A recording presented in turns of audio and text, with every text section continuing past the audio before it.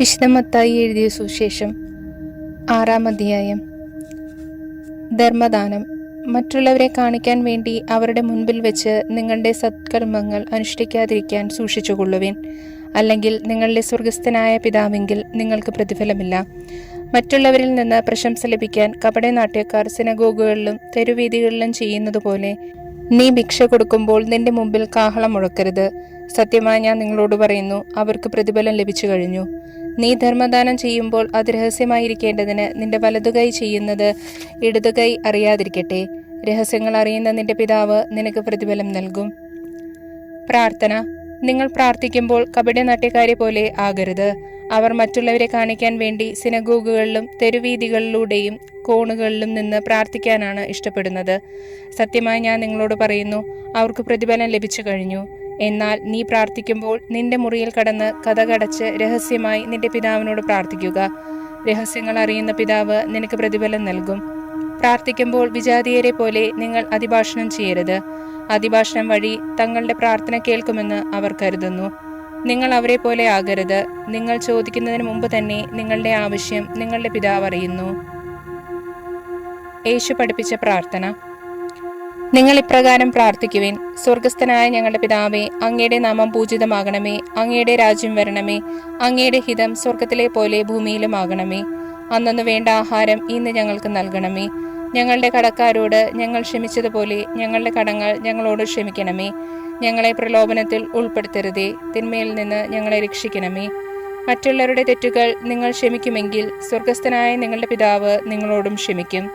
മറ്റുള്ളവരോട് നിങ്ങൾ ക്ഷമിക്കുകയില്ലെങ്കിൽ നിങ്ങളുടെ പിതാവ് നിങ്ങളുടെ തെറ്റുകളും ക്ഷമിക്കുകയില്ല. ഉപവാസം. നിങ്ങൾ ഉപവസിക്കുമ്പോൾ കപടനാട്യക്കാരെ പോലെ വിഷാദം ഭാവിക്കരുത്. തങ്ങൾ ഉപവസിക്കുന്നുവെന്ന് അന്യരെ കാണിക്കാൻ വേണ്ടി അവർ മുഖം വികൃതമാക്കുന്നു.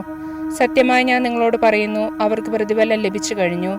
എന്നാൽ നീ ഉപവസിക്കുന്നത് അദൃശ്യനായ പിതാവല്ലാതെ മറ്റാരും കാണാതിരിക്കുന്നതിന് ശിരസിൽ തൈലം പുരട്ടുകയും മുഖം കഴുകുകയും ചെയ്യുക. രഹസ്യങ്ങൾ അറിയുന്ന പിതാവ് നിനക്ക് പ്രതിഫലം നൽകും. യഥാർത്ഥ നിക്ഷേപം. ഭൂമിയിൽ നിക്ഷേപം കരുതി വെക്കരുത്. തുരുമ്പും കീടങ്ങളും അവ നശിപ്പിക്കും. കള്ളന്മാർ തുരന്നു മോഷ്ടിക്കും. എന്നാൽ സ്വർഗത്തിൽ നിങ്ങൾക്കായി നിക്ഷേപങ്ങൾ കരുതി വെക്കുക. അവിടെ തുരുമ്പും കീടങ്ങളും അവ നശിപ്പിക്കുകയില്ല. കള്ളന്മാർ മോഷ്ടിക്കുകയില്ല. നിങ്ങളുടെ നിക്ഷേപം എവിടെയോ അവിടെയായിരിക്കും നിങ്ങളുടെ ഹൃദയവും. കണ്ണ് ശരീരത്തിന്റെ വിളക്ക്. കണ്ണാണ് ശരീരത്തിന്റെ വിളക്ക്. കണ്ണ് കുറ്റമറ്റതെങ്കിൽ ശരീരം മുഴുവൻ പ്രകാശിക്കും. കണ്ണ് ദുഷ്ടമാണെങ്കിലോ ശരീരം മുഴുവൻ ഇരുണ്ടുപോകും. നിന്നിലെ പ്രകാശം അന്ധകാരമാണെങ്കിൽ അന്ധകാരം എത്രയോ വലുതായിരിക്കും. 2 യജമാനന്മാർ. 2 യജമാന്മാരെ സേവിക്കാൻ ആർക്കും സാധിക്കുകയില്ല. ഒന്നെങ്കിൽ ഒരുവനെ ദേഷിക്കുകയും അപരനെ സ്നേഹിക്കുകയും ചെയ്യും, അല്ലെങ്കിൽ ഒരുവനെ ബഹുമാനിക്കുകയും അപരനെ നിന്ദിക്കുകയും ചെയ്യും. ദൈവത്തെയും മാമോനെയും സേവിക്കാൻ നിങ്ങൾക്ക് സാധിക്കുകയില്ല. ദൈവപരിപാലനയിൽ ആശ്രയിക്കുക. ഞാൻ നിങ്ങളോട് പറയുന്നു, എന്ത് ഭക്ഷിക്കും എന്ത് പാനം ചെയ്യുമെന്ന ജീവനെക്കുറിച്ചോ എന്ത് ധരിക്കുമെന്ന ശരീരത്തെക്കുറിച്ചോ നിങ്ങൾ ഉത്കണ്ഠാകുലരാകേണ്ട. ഭക്ഷണത്തേക്കാൾ ജീവനും വസ്ത്രത്തേക്കാൾ ശരീരവും ശ്രേഷ്ഠമല്ലേ? ആകാശത്തിലെ പക്ഷികളെ നോക്കുവിൻ. അവ വിതയ്ക്കുന്നില്ല, കൊയ്യുന്നില്ല, കളപ്പുരയിൽ ശേഖരിക്കുമില്ല. എങ്കിലും നിങ്ങളുടെ സ്വർഗസ്ഥനായ പിതാവ് അവയെ തീറ്റിപ്പോറ്റുന്നു. അവയേക്കാൾ എത്രയോ വിലപ്പെട്ടവരാണ് നിങ്ങൾ. ഉത്കണ്ഠ മൂലം ആയുസിന്റെ ദൈർഘ്യം 1 മുഴമെങ്കിലും കൂട്ടാൻ നിങ്ങൾക്ക് ആർക്കെങ്കിലും സാധിക്കുമോ? വസ്ത്രത്തെ പറ്റിയും നിങ്ങൾ എന്തിനാകുലരാകുന്നു? വയലിലെ ലില്ലികൾ എങ്ങനെ വളരുന്നു എന്ന് നോക്കുക. അവ അധ്വാനിക്കുന്നില്ല, നൂൽ നൂൽക്കുന്നുമില്ല.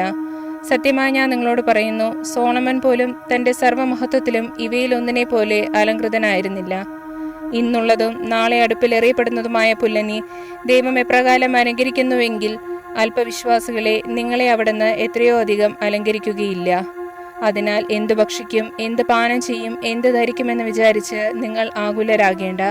വിജാതീയരാണ് ഇവയെല്ലാം അന്വേഷിക്കുന്നത്. നിങ്ങൾക്കിവയെല്ലാം ആവശ്യമാണെന്ന് നിങ്ങളുടെ സ്വർഗീയ പിതാവ് അറിയുന്നു. നിങ്ങൾ ആദ്യം അവിടുത്തെ രാജ്യവും അവിടുത്തെ നീതിയും അന്വേഷിക്കുക. അതോടൊപ്പം മറ്റുള്ളവയെല്ലാം നിങ്ങൾക്ക് ലഭിക്കും. അതിനാൽ നാളെയെക്കുറിച്ച് നിങ്ങൾ ആകുലരാകരുത്.